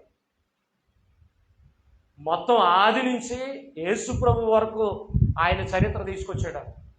అది ఆయన శక్తి కాదు, పరిశుద్ధాత్మ ఆలోచన. ఆయన ఏమని చెప్తున్నాడంటే, సహోదరులారా, తండ్రులారా వినండి, మన పితరుడైన అబ్రహాము ఎవరట? అంటే స్టెఫన్ ఏమంటున్నాడు? వాళ్ళతో కలుపుకుని మన పితరుడైన అబ్రహాము. అవును, వాళ్ళకి అబ్రహాం ఏమవుతాడు? అటు స్టెఫనుకి కానీ, స్టెఫన్ ఎదురుగా ఉన్నటువంటి ఇశ్రాయేలుకి కానీ అబ్రహాము ఏమవుతాడు? సున్నతి. అంటే వారు అబ్రహాము సంతానం కదా. మనం అబ్రహాము సంతానమేనా? మనం అబ్రహాము సంతానమేనా? అవును. ఎలా? యూదులను బట్టి కాదు, యూద శరీర ధర్మాన్ని బట్టి కాదు, వంశాన్ని బట్టి కాదు. అంటే మనం జన్మతః యూదులం కాదు కదా, వేరు వేరు జాతుల్లో ఉన్నాం. మరి అబ్రహాముకి మనకి కనెక్షన్ ఎలా వచ్చింది? ఆది. Very good. ఎవరి యందు విశ్వాసం? ఆది. క్రీస్తు యేసునందు విశ్వాసం ఉంచడం వల్ల ప్రభువైన యేసు క్రీస్తు ఏ వంశానికి చెందినవాడు? అబ్రహాము వంశానికి చెందినవాడు. కాబట్టి అలా కలిసిందనమాట, బైపాస్. అంటే యూదులదేమో అబ్రహాము, ఇస్సాకు, యాకోబు ఈ లైన్ అయితే, మనది యేసుక్రీస్తు ద్వారా అబ్రహాము మనకేమై ఉన్నాడు? పితరుడై ఉన్నాడు. ఆ విధంగా తీసుకోవచ్చు. కాబట్టి ఈయన స్టెఫన్ ఏం చెప్తున్నాడంటే యూదులను ఎదురుగా పెట్టి, అయా సహోదరులారా, తండ్రులారా, అబ్రహాము మనకేమై ఉన్నాడు? ఆ పితరుడైనటువంటి అబ్రహాము. ఈ పితరుడైనటువంటి అబ్రహాము ఎక్కడ వాడట? ఒకప్పుడు హారానులో కాపురం ఉండక మునుపు మెసొపొతేమియాలో ఉన్నప్పుడు, అంటే అబ్రహాము దేవుని పిలుపునందుకుని ఎక్కడికి వచ్చాడు తెలుసా? హారానికి వచ్చాడు. అలా హారానికి రాక మునుపు ఆయన ఎక్కడ ఉన్నాడు? మెసొపొతేమియా అనే ఒక కల్దీయుల దేశంలో ఉన్నాడు. అక్కడి నుంచి పిలుచుకుంటే అబ్రహాము ఏ భూభాగంలోకి వచ్చాడు? ఇప్పుడున్న ఈ ఇశ్రాయేలు దేశం ఆనాడు ఉంది కదా, 12 గోత్రాలు ఇశ్రాయేలు దేశం. ఆ దేశ భూభాగంలోకి వచ్చాడు. వచ్చి హారాన్ అనే ఒక ప్రాంతంలో గుడిసి వేసుకున్నాడు. ఆయన ఎక్కడి నుంచి పిలిచాడు దేవుడు? ఆ కల్దీయుల దేశం నుంచి పిలిచాడు. అర్థమైందా? ఆ మెసొపొతేమియా దేశం నుంచి పిలిచాడు. ఎంతగా మెసొపొతేమియా దేశం ఏదో తెలుసా? అంటే చరిత్రను బట్టి చెప్తే ఇప్పుడు కొట్టుకుంటున్నారే అదే. ఏది? ఇరాన్. అంటే ఇరాన్ అనే కాదు, చుట్టుపక్కల అది ఇరాన్. ఆ చుట్టుపక్కల ప్రాంతాలే. అంటే వాస్తవంగా అదంతా అష్షూరు ప్రాంతం అనమాట. ఇప్పుడు భారతదేశం ఎలాగే ఉండేదా ఒకప్పుడు? లేదు. ఇప్పుడున్న ఈ షేప్ ఉండేదా? కాదు. పైన పాకిస్తాన్ కలిసి ఉండేది, అఖండ మహాభారతం అనేవారు. పాకిస్తాను, బంగ్లాదేశ్ ఇవన్నీ కలిసి ఉండేవి. కానీ రానున్న కాలంలో ఏమైనాయి అంటే వాళ్ళు పోరాటాలు చేసుకుని ఏ ముక్కాడు పట్టుకుని పోయాడు. అప్పుడు మిగిలింది ఇప్పుడు మనకు ఉన్నటువంటి దేశం. అంటే ఇప్పుడున్న దేశాలు అలా ఉన్నవి కాదు. మీరు చరిత్రలోకి వెళ్తే అప్పుడు భూభాగాలు, అప్పుడు దేశ స్వరూపాలు వేరు. అర్థమైందండి? అలాగే ఇక్కడ మనం చూస్తున్నప్పుడు ఈ మెసొపొతేమియా అనేటటువంటిది ఒక భూభాగం అన్నమాట. అదొక ఖండంలాగా ఉండేది, అదొక నాగరికత. ఏకంగా అక్కడి నుంచి ఈ పక్క వచ్చాడట ఎవరు? అబ్రహాము దేవుడు పిలిస్తే. ఏ దేశానికి వచ్చాడు ఆయన? ఇశ్రాయేలు సంబంధిత దేశంలోకి వచ్చాడు ఆయన. ఈ ఇశ్రాయేలు సంబంధిత దేశానికి ఆ అష్షూరు లేదా ఆ మెసొపొతేమియా, ఇప్పుడు ఇరాన్, ఈ ప్రాంతాలన్నీ అవి. అందుకే గొడవ ఇద్దరికే. ఆ ప్రాంతం నుంచి ఇక్కడికి వచ్చాడట ఆయన. దేవుడు వాగ్దాన భూమిలోకి వచ్చాడు అని వీళ్ళకి జ్ఞాపకం చేస్తున్నాడు. ఎవరు జ్ఞాపకం చేస్తున్నారు ఇక్కడ? స్టెఫన్ జ్ఞాపకం చేస్తున్నాడు. అయ్యా పితరులారా, తండ్రులారా, మన పితరుడైనటువంటి అబ్రహాము ఎక్కడ వాడు? మెసొపొతేమియా అనే ఆ ప్రాంతంలో ఉన్నప్పుడు మహిమగల దేవుడు అతనికి ప్రత్యక్షమై, నీవు నీ దేశమును నీ స్వజనమును విడిచి బయలుదేరి నేను నీకు చూపింపబోవు దేశమునకు రమ్మని అతనితో. ఇదంతా అబ్రహాము స్టోరీ. ఎందుకు అబ్రహాము స్టోరీ చెప్తున్నాడు మనకు అంత చదివేద్దాం, తెలిసిన మాట. అంటే దేవుడు పిలుచుకున్నాడు. సరే, ఏ దేశం నుంచట? 4వ వచనం. అప్పుడు అతడు కల్దీయుల దేశమును విడిచిపోయి హారానులో కాపురం ఉండెను. అతని తండ్రి చనిపోయిన తరువాత అక్కడ నుండి మీరిప్పుడు కాపురం ఉన్న ఈ దేశమందు నివసించుటకై, అంటే కల్దీయుల దేశం నుంచి మీరిప్పుడు ఉన్నటువంటి ఇశ్రాయేలు దేశానికి వచ్చాడట. ఎవరో? పితరుడైనటువంటి అబ్రహాము. స్టోరీ చెప్తున్నాడు.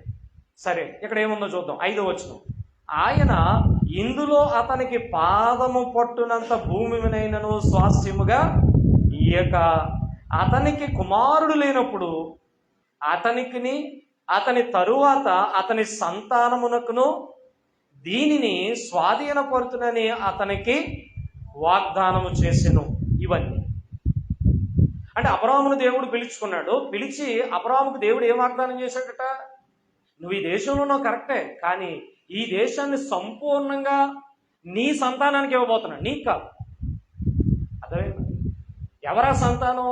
ఇశ్రాయేలీలు.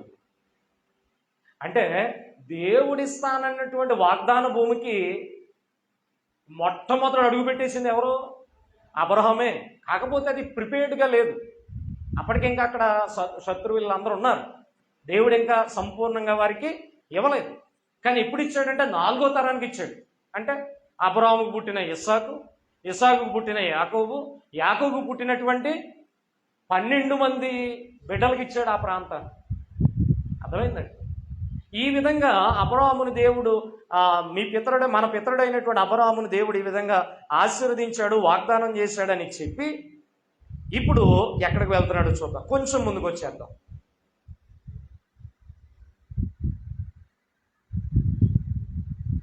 7వ వచనంలో, మరియు దేవుడు ఏ జనమునకు వారు దాసులయ్యుందురో ఆ జనమును నేను విమర్శ చేయదుననియు, ఆ తరువాత వారు వచ్చి ఈ చోట నన్ను సేవింతురనియు చెప్పాను. మరియు ఆయన సున్నతి విషయమైన నిబంధన అతనికి అనుగ్రహించాను.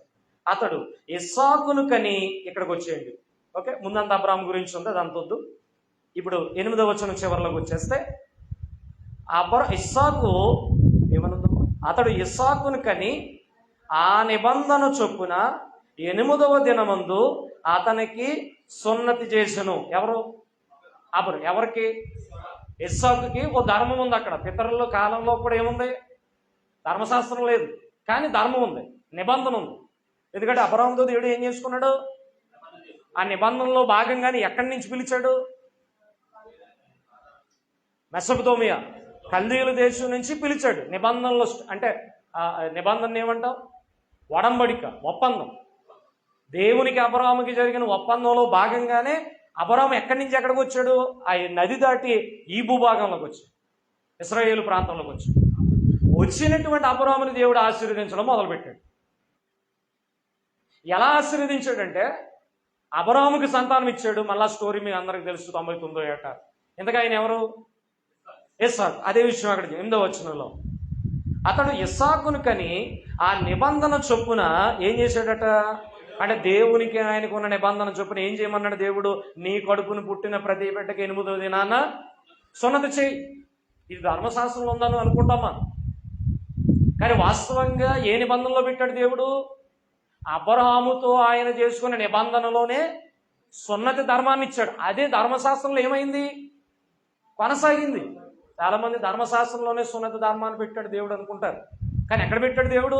అసలు ధర్మశాస్త్రం రాకమునుపు పితరుల కాలంలోనే దేవుడు సున్నతిని ఆచారాన్ని వారికి ఇచ్చాడు. కానీ వీళ్ళు ఏమనుకుంటున్నారు? ఇశ్రాయేలీలు వాళ్ళ గర్వం ఏంటి? మేము సున్నతి కలవారం, సున్నతి దేవుడు మాకు ఇచ్చాడు అనేటటువంటి గర్వంతోనే వారు బతికారు కదా. కానీ వాస్తవంగా సున్నతి వాళ్ళదా? కాదు. వాళ్ళ పితరుడైనటువంటి అబ్రహాము కాలంలోనే దేవుడు ఏమి ఇచ్చాడట వారికి? ఈ సున్నతి అనే ఆచారాన్ని. సరే, ముందుకు వచ్చేద్దాం. ఇస్సాకును కని ఆ నిబంధన చొప్పున 8వ దినమందు అతనికి సున్నతి చేసెను. ఇస్సాకు యాకోబును. తరాలు మారిపోతున్నాయి చూడండి. ఇక మధ్యలో ఇస్సాకు గురించి చెప్పలేదు. ఇక్కడ ఇస్సాకు ఎవరిని కన్నాడు? డైరెక్ట్ యాకోబుని. వాళ్ళిద్దరి మధ్యలో కొన్ని 100 సంవత్సరాల కాలం ఉంది. కానీ స్టెఫను సింపుల్గా చెప్తున్నాడు. పితరుడైన అబ్రాహాముని జ్ఞాపకం చేశాడు, ఆ తరువాత ఇస్సాకుని జ్ఞాపకం చేస్తూ ఆ తర్వాత వెంటనే యాకోబుని జ్ఞాపకం చేసి, యాకోబు 12 అంటే 12 మంది గోత్రకర్తలను కని వారికి సున్నతి చేసిరి. ఈ స్టోరీ తెలుసు కదా. అంటే ఇస్సాకు కుమారుడైనటువంటి యాకోబు పుట్టినటువంటి 12 మంది కుమారులు. ఇక్కడ స్టోరీ చెప్పేస్తాను, అదంతా చదవండి. ఈ 12 మంది కుమారులలో ఒకడైనటువంటి ఒక ఆయన ఆ సహోదరుల ద్వారా ఏం చేయబడ్డాడు? మోసం చేయబడ్డాడు, లేకపోతే నిందింపబడ్డాడు. చివరికి చంపేద్దామని ఆలోచన వచ్చింది. ఎవరైనా?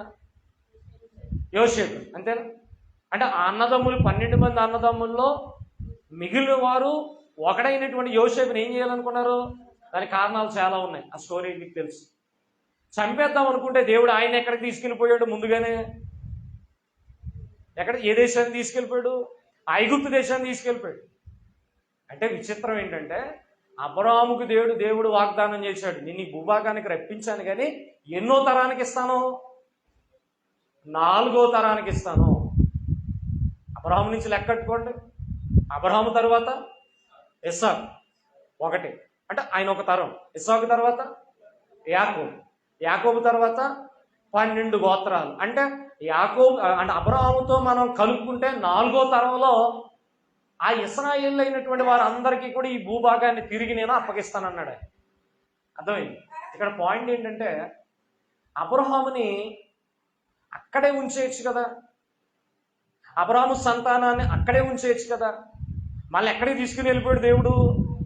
అన్య దేశమైనటువంటి ఆ ఐగుప్తు దేశాన్ని తీసుకెళ్ళిపోయాడు. ఎందుకు తీసుకెళ్ళాడంటే ఇక్కడ క్లియరెన్స్ చేయడానికి, దీన్ని ఇక్కడ బాగు చేయడానికి అంతే. అయితే ఆ ఐగుప్తు దేశం వెళితే మరి ఇశ్రాయేలు 12 మంది గోత్రకర్తలకి ఎవరు దిక్కు? అక్కడ ఎవరైనా తెలిసేళ్ళకే. అందుకని ముందే ఎవరు వెళ్ళారు అక్కడికి? యోసేపు పంపడ్డాడు. అది అన్నదమ్ములు చేసిన క్రూరత్వం అని మనం అనుకుంటాం, కానీ దాని వెనుక దేవుని కార్యం ఉంది. యోసేపే కనుక అక్కడికి వెళ్ళకపోతే ఈ కష్టకాలంలో ఈ యాకోబు కానీ యాకోబు బిడ్డలు ఇశ్రాయేలు కానీ ఎక్కడికి వెళ్తారు? ఎవరైనా రాణిస్తారా? అక్కడ యోసేపు ఉన్నాడు కాబట్టి ఆ యోసేపుని దేవుడు కనికరించి రాజుగా చేశాడు, అంటే ప్రధానిగా చేశాడు.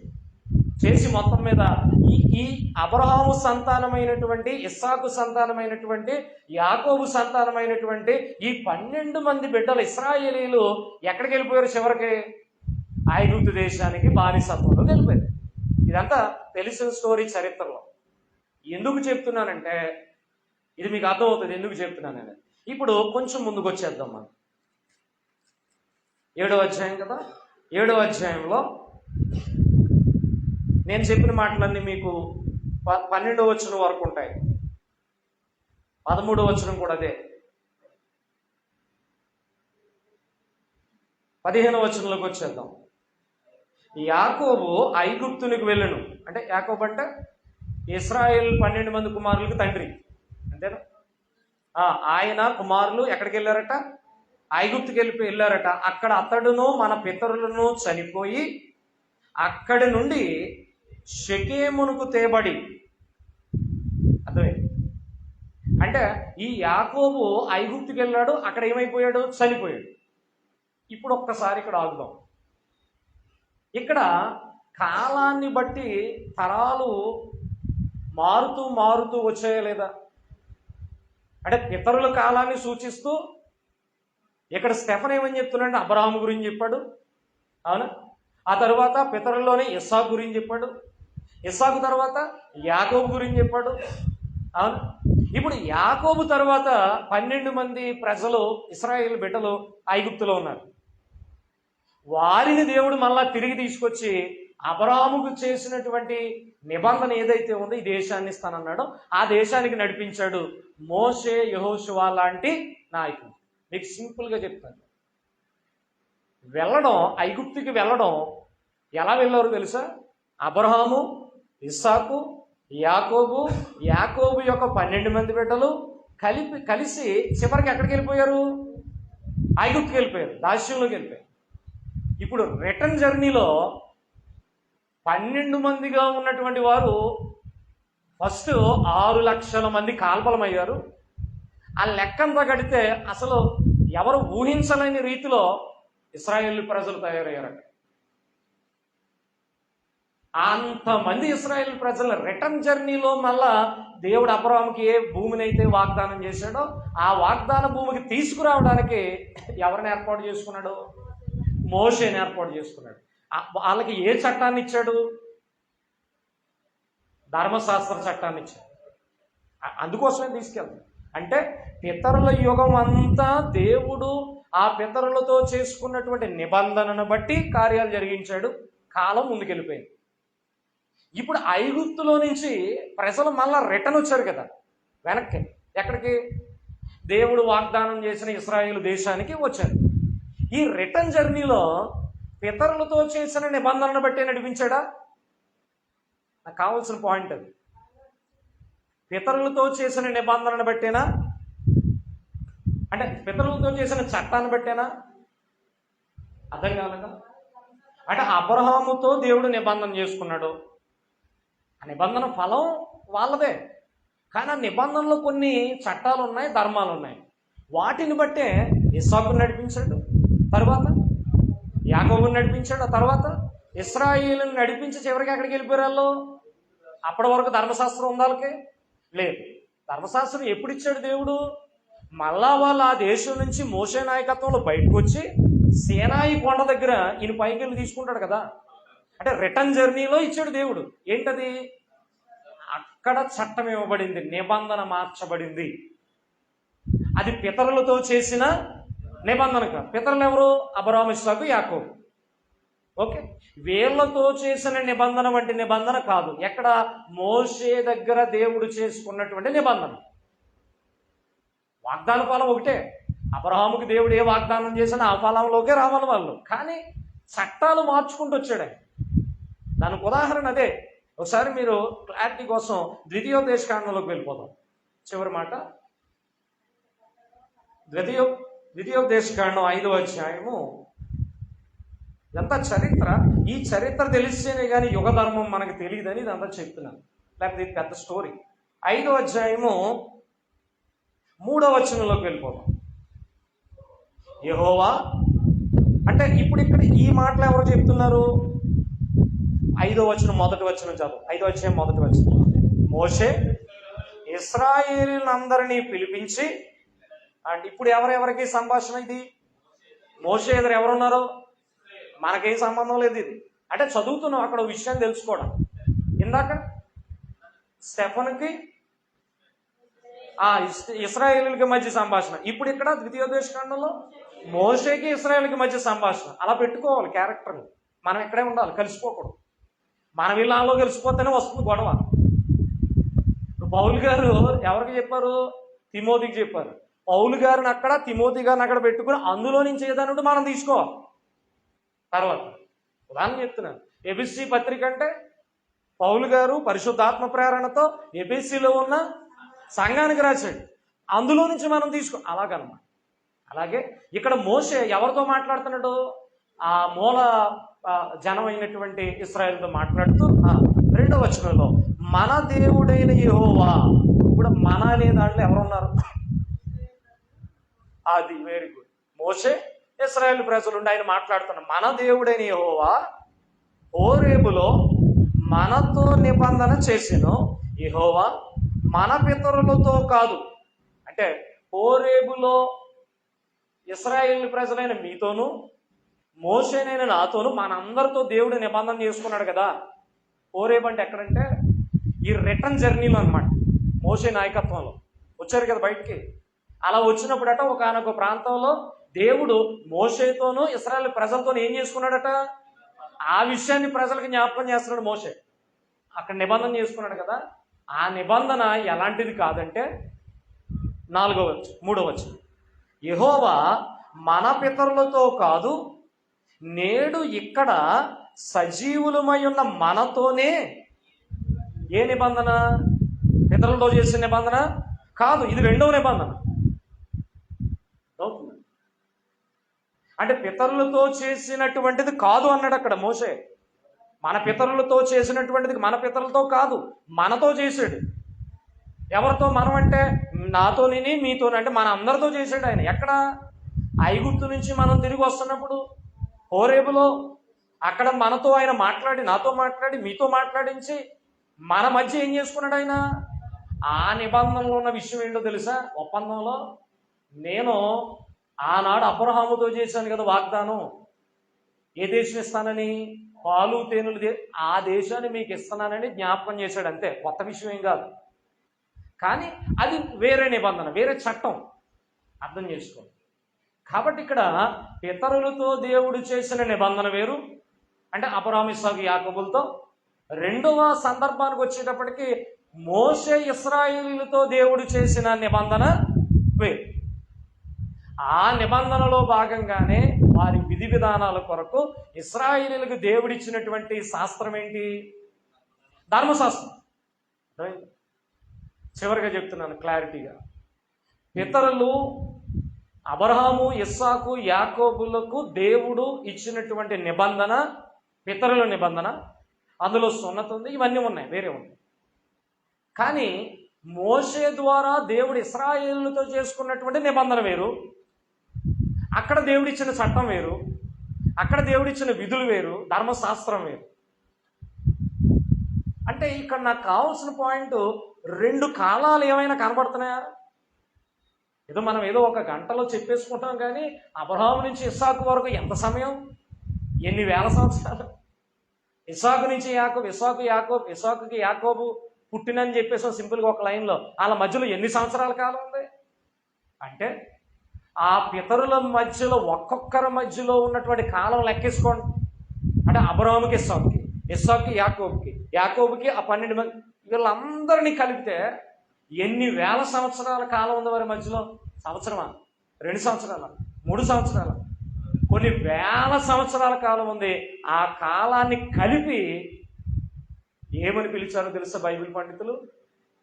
పితరుల కాలము, లేకపోతే పితరుల యుగము అని పిలిచారు. ఏమన్నా అర్థమైందా?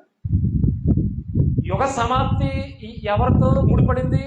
యేసుక్రీస్తుతో ముడిపడింది. అది విడిచిపెట్టకండి. అమ్ముడి అక్కడి నుంచి వెనక్కొచ్చామ్మా. అక్కడి నుంచి వెనక్కొస్తే పితరుల కాలంలో ఉన్న కాలాన్ని పరిశీలన చేస్తే ఒక్కొక్కరి మధ్య ఏకంగా కొన్ని వేల సంవత్సరాల కాలం ఉంది. ఆ కాలం అంతా కలిపితే, ఆ నిబంధన అంతా కలిపితే ఒక యుగంగా దేవుడు చూశాడు. అదే పితరుల యుగం. ఎందుకంటే వాళ్ళతో దేవుడు చేసుకున్న విధానం వేరు, ఒప్పందం వేరు, నిబంధన వేరు, వాళ్ళకి ఇచ్చిన ధర్మం వేరు. అర్థమైందండి? ఇప్పుడు అబ్రహాముతో దేవుడు యెరూషలేము వెళ్ళి ఆరాధించమన్నాడా? చెప్పాడా? లేదు. ఆయనకి ఇచ్చిన ఆరాధన విధానం వేరు. సమరయ స్త్రీ అంటది, మా పితరులు ఎక్కడ ఆరాధించారు అంటే, ఇప్పుడు ఆ పర్వతాల మీద ఆరాధించిన పితరులు ఎవరు? ఇశ్రాయేలులకు కాదు. అబ్రహాము, ఇస్సాకు, యాకోబు అనబడే ఆ పితరులకి అప్పటికి యెరూషలేము లేదు, దేవాలయ చట్టము లేదు, నిబంధన ధర్మశాస్త్రం లేదు. కాబట్టి ఎక్కడ ఆరాధించారు? పర్వతాల మీద. అది వారి సెక్షన్, వారి యుగం. అది యుగ ధర్మం. పితరుల యుగం అర్థమైందా? అంటే పితరులు జీవించినటువంటి కాలం అనగా అబ్రహాము, ఇస్సాకు, యాకోబులు జీవించినటువంటి మధ్య కాలాన్నే పితరుల కాలముగా లేదా పితరుల యుగంగా ఒక మాటలో మనం చెప్పచ్చు. రెండవ యుగం ఏంటంటే అక్కడే ప్రారంభమైంది, రిటర్న్ జర్నీ.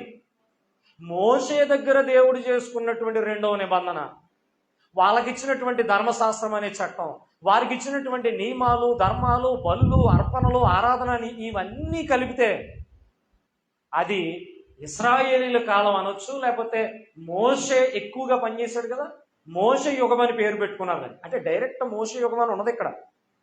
బైబిల్ పండితులు ఎంత పరిశోధన చేసి పితరుల యుగం అని ఉంది ఎక్కడన్నా? లేదు. పితరుల యుగం అనే పేరు బైబిల్ పండితులు పెట్టినటువంటి పేరు అంతే. అయితే వాళ్ళకు పెట్టడానికి కారణం ఎంత ఉందన్నమాట.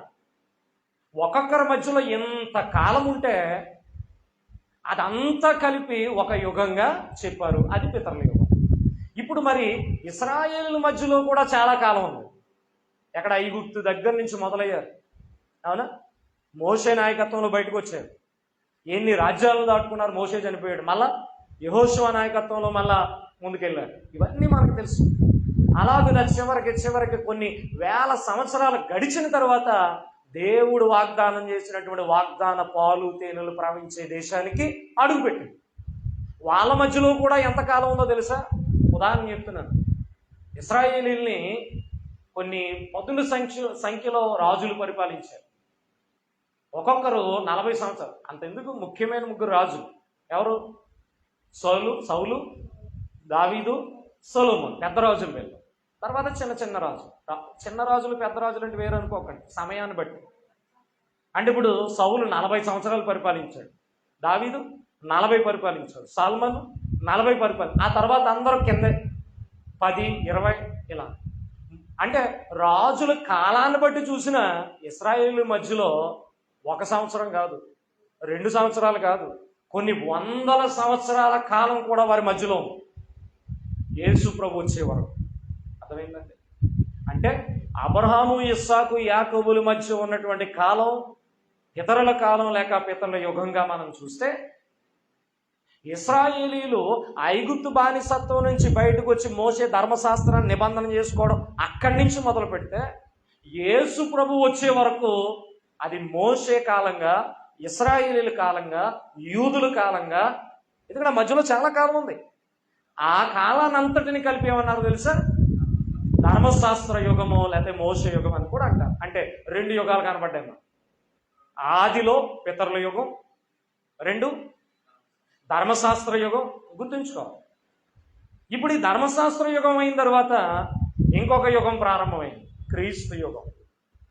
ఆ యుగమే ఏ యుగం అని చెప్పబడింది ఇందాక? సమాప్తమైన యుగం. అంటే యేసుక్రీస్తు యుగమే చివరి యుగం, అంటే చివరి కాలం. అది అంటే ఎన్నో యుగం అయి ఉండొచ్చు ఈ లెక్క ప్రకారం? 3వ యుగం. అంటే బైబిల్లో సాధారణంగా అంత క్యాలిక్యులేటెడ్గా మనం పరిశీలన చేస్తే ముఖ్యంగా 3 యుగాలుగా బైబిల్ విభజింపబడింది. అదే పితరుల యుగం. మీ బుక్స్ కూడా చూడండి, పితరుల యుగం అలా కట్ అవుతుంది. సో పితరుల యుగం ఇక్కడ వరకు, తర్వాత ధర్మశాస్త్ర యుగం, తర్వాత క్రీస్తు వచ్చాడు, ఇప్పటి వరకు క్రీస్తు యొక్క యుగం నడుస్తుంది. ఇంకా ఈ యుగము సమాప్తమై యుగం అంతమయ్యే సమయం కూడా ఉంది, 2వ రాకడ. అంతే. ఇంకా తర్వాత ఏమి లేవు, యుగాలు లేవు. కాబట్టి ఆది కాలం నుంచి కూడా సకల యుగాలు సర్వయుగాలు అని భక్తులు మాట్లాడినా, మోషే మాట్లాడిన మాట చదువు, సర్వయుగాలలో యుగ యుగాలలో అనే మాట. ఆ యుగ యుగాలు సర్వయుగాలు ఏవో కాదు, బైబిల్లోనే చెప్పబడ్డాయి. ఇతరుల యుగం అయితేనే, ధర్మశాస్త్ర యుగం అయితేనే, క్రీస్తు ప్రభు యుగం అయితేనే. అర్థమైందండి? ఈ యుగ యుగాలన్నిటిలోనూ కూడా దేవుడు ఏమై ఉన్నాడట? ఆయన స్తుతింపదగినవాడు, స్తోత్రార్హుడు, ఘనత మహిమ ఆయనకు చెల్లుననే మాట నాకు తిమోతి పత్రికలో చదివాను. ఇక్కడ ఎందుకు ఈరోజు ఈ యుగ సంబంధమైనటువంటి విషయాన్ని మీకు చెప్పానంటే అందులో చాలా విషయాలు ఉన్నాయి. మళ్ళీ పితరుల యుగం, అవునా? ఆ పితరుల యుగంలో దేవుడు వారితో ఎలా మాట్లాడాడు, ఏమిచ్చాడు, ఎలా ఆరాధన చేయమన్నాడు, అంతేనా? ఎలా పూజించమన్నాడు, ఎలా సేవించమన్నాడు, ఎలా కానుకమ్మన్నాడు, ఎలా బలి, ఇవన్నీ ఉన్నాయి. మళ్ళా ధర్మశాస్త్ర యుగం వచ్చేటప్పటికి ఎలా నిబంధన చేసుకున్నాడు, ఏమిచ్చాడు, ఏ చట్టం ఇచ్చాడు, ఎలా ఆరాధన చేయమన్నాడు, అంతేనా? ఎలా కానుకమ్మన్నాడు, అంటే ఎలా అర్పణ ఇమ్మన్నాడు, అది నా పాయింట్. ఎలా బలిమ్మన్నాడు, ఎలాగో సేవించమన్నాడు, ఏమి ధరించమన్నాడు, ఇదంతా ధర్మశాస్త్రం. ఇప్పుడు క్రొత్త నిబంధన క్రైస్తవ యుగాన్ని మనం చూసినప్పుడు ఇందులో కూడా ఆరాధన పద్ధతి ఉంది, ఇందులో కూడా అర్పణ పద్ధతి ఉంది, ఇందులో కూడా దేవుని ఉద్దేశాలు నెరవేర్చే చట్టాలు అనేకమైనవి ఉన్నాయి. అదే క్రీస్తు బోధ. ఆ క్రీస్తు బోధ అపోస్తులు తెచ్చారు, అంటే అపోస్తులు ప్రకటించారు. అందుకే ఈనాడు మనం ఏ యుగంలో ఉన్నాం? క్రీస్తు యుగంలో ఉన్నాం, క్రైస్తవ యుగంలో ఉన్నాం. యుగ సమాప్తిది. ఈ కాలంలో యుగ ధర్మాన్ని బట్టి ఏ ధర్మాన్ని పాటించే వారంగా ఉండాలి మనం? క్రీస్తు యుగ ధర్మాన్ని పాటించే వారంగా. కానీ నేటి క్రైస్తవ సమాజం ఆ యుగాల్లో చెప్పబడినటువంటి పద్ధతులను పట్టుకొచ్చి ఎక్కడ చేయటం, ఎక్కడ చెప్పినవి పట్టుకెళ్ళి అక్కడ పెట్టడం అనే దాని వలనే ఈరోజు అనేక రకాలైన బోధలు వచ్చు. అందుకే మొదట్లోనే చెప్పాను, ఇన్ని రకాలైన బోధలు మన మధ్యలోకి రావడానికి కారణం ఏంటి? ఇన్ని రకాలైనటువంటి పద్ధతులు, మనుషులు కల్పించిన పద్ధతులు అబద్ధ బోధలుగా ఏది నిజమో తెలుసుకోలేనంత కన్ఫ్యూజన్లో ఉండడానికి నేడు క్రైస్తవ సమాజం కారణం ఏంటి? అది యుగాల మధ్య ఉన్నటువంటి వ్యత్యాసం తెలియకపోవడం, అసలు యుగాలు ఉన్నాయనే విషయమే గ్రహించడం. అది గ్రహిస్తే చాలండి, ఆ యుగంలో దేవుడు ఎలా మాట్లాడాడు. ఇందాక ఒక మాట, నానా సమయాల్లో, ఇంతగా నానా సమయాలంటే ఏంటి? 3 యుగాలే. అంటే పితరుల యుగంలో మాట్లాడాడు, ధర్మశాస్త్ర యుగంలో మాట్లాడాడు, క్రీస్తు యొక్క యుగంలో చివరిగా క్రీస్తు ద్వారా. అంటే ఇక మాట్లాడతాడా దేవుడిక? అది పితరుల యుగంలో రకరకాలుగా మాట్లాడాడు, వదిలేదు. ధర్మశాస్త్ర యుగంలో మోషే ద్వారా, వదిలేదు. క్రీస్తు యుగంలో క్రీస్తు ద్వారానే మాట్లాడాడు. చాలామంది ఇప్పుడు నాతో మాట్లాడుతున్నాడని అబద్ధం అది. ఎందుకంటే ఒక్క వేరియేషన్ మీకు చెప్పి క్లోజ్ చేస్తాను. ఏంటో తెలుసా? నిజంగా క్రీస్తు ప్రభు కంటే మించిన మనుష్యుడు ఎవడైనా ఈ భూమి మీద, ఆయన స్థాయిని మించిన వాడు ఎవడైనా ఉన్నాడా? దేవుని గొడవ పక్కకి, మనుషుల మధ్య అలాంటి మహానుభావుడి చేత దేవుడు ఏం చేసేసాడు, మొత్తం ఏటు చెట పరలోక విషయాలన్నీ చెప్పేస్తే సరే ఇప్పుడు దేవుడు నాకు కలలో కనబడ్డాడండి అనుకోండి. నేనే నాతో దేవుని గ్రంథంలో సమస్త జ్ఞానము యేసుక్రీస్తు ద్వారా యుగముల సమాప్తిలో ఇవ్వబడింది. సరే ఇదంతా పక్కట్టేశాను. నైట్ నేను పడుకున్నప్పుడు దర్శనం ద్వారా దేవుడు నాతో మాట్లాడాడు అనుకుందాం. అనుకోండి, ఉదాహరణ చెప్తున్నాను. మాట్లాడు, ఏం చెప్తాడు దేవుడు నాకు? ఇంకొకటి కూడా చెప్తాను. అబ్రహాంతో మాట్లాడా రాత్రి వేళ, ఏం చెప్పాడు? భవిష్యత్తులో జరగబోయే చెప్పాడు, అవునా? లేదంటే నీ సంతానం ఏమవుతుందో చెప్పాడు, బాగా. మోషేకితో మాట్లాడా లేదా? ఎస్, మాట్లాడు. ఏం చెప్పాడు? ఇశ్రాయేల్ని ఎలా నడిపించాలో చెప్పాడు. అంటే వారికి ఆయన ప్రత్యక్షమై లేదా స్వరం ద్వారా మాట్లాడి ఏం జరగబోతుందో చెప్పాడు. వాళ్ళ విషయంలో కరెక్టేనా కదా? వాస్తవం. మరి ఈరోజు నాకే కనబడ్డాడు దేవుడు కల్లో. ఏం చెప్పాలో చెప్పండి. ఏం చెప్పాలో ఇప్పుడే చెప్పాను మీకు. ఏం చెప్పాలి చెబితే? అబ్రహాంకి ఏం చెప్పాడండి? త్వరలో జరగబోయే విషయం చెప్పాడండి, భవిష్యత్తు చెప్పాడు, అంతేనా? మోషేకి ఏం చెప్పాడు? జరిగిపోని చెప్పాడా? జరగబోయేది భవిష్యత్తు చెప్పాడు. ఒకవేళ ఇప్పుడు మనకు కనబడితే ఏం చెప్పాలి? ఆ భవిష్యత్తు యేసుక్రీస్తు చెప్పేశాడు కదా. ఏంటి మన భవిష్యత్తు? యేసుక్రీస్తునందు పరలోకం. ఇంకేం చెప్పాలి దేవుడు? నువ్వు ఎలా ప్రార్థించాలో చెప్పాడు, ఎలా ఆరాధన చేయాలో చెప్పాడు, ఎక్కడికి వెళ్ళబోతున్నావో చెప్పాడు, వెళ్ళాలంటే ఏం చేయాలో చెప్పాడు, అక్కడ ఎలా ఉండబోతున్నావో చెప్పాడు, ఎంతకాలం ఉండబోతున్నావో చెప్పాడు, ఈ యుగం ఎప్పుడు ఎండ్ అవుతుందో చెప్తాడు, రెండవ రాకడ ఎలా ఉందో చెప్పాడు. ఇంకేం చెప్పాలి? ఒకవేళ చెబితే నీ గురించి నా గురించి చెప్పాలి ఆయన. ఏది? కళ్ళలో కనపడి నీకేమిస్తానో అది ఇస్తాను, నీకు ఇదా? అందుకనే యుగముల సమాప్తి యందు యేసుక్రీస్తు ద్వారా దేవుడు ఏం చేశాడు? ఆయన మర్మం అంతా కూడా విప్పి చెప్పాడు. ఇక మాట్లాడవలసిన సంగతి ఏమి జరగాల్సింది ఉందంతే. ప్రకటన గ్రంథాన్ని కూడా మనం ముందు పెట్టేశాడు. కాబట్టి ప్రియ సోదరులారా, ఈరోజు చెప్పినటువంటి మాట, యుగాల మధ్య ఉన్నటువంటి ధర్మాన్ని, ఈ వ్యత్యాసాన్ని మనం ఒకవేళ గుర్తించలేకపోతే అబద్ధ బోధల మధ్యలో మునిగిపోతాం. కాబట్టి యుగ ధర్మాన్ని మనం పాటించి దేవుడిచ్చిన నియమ నిబంధనలను బట్టి మనం ముందుకు వెళ్ళాలి. దేవుని చిత్తమైతే పాత క్రొత్త నిబంధనల మధ్య వ్యత్యాసం కూడా తెలియాలి. అది కూడా దేవుని చిత్తమైతే చెప్పుకున్నాం. ఇంతవరకు శ్రద్ధగా విన్నటువంటి మీ అందరికీ వందనాలు తెలియపరిచి మాటలు ముగిస్తున్నాను. అందరికీ వందనాలు. God bless.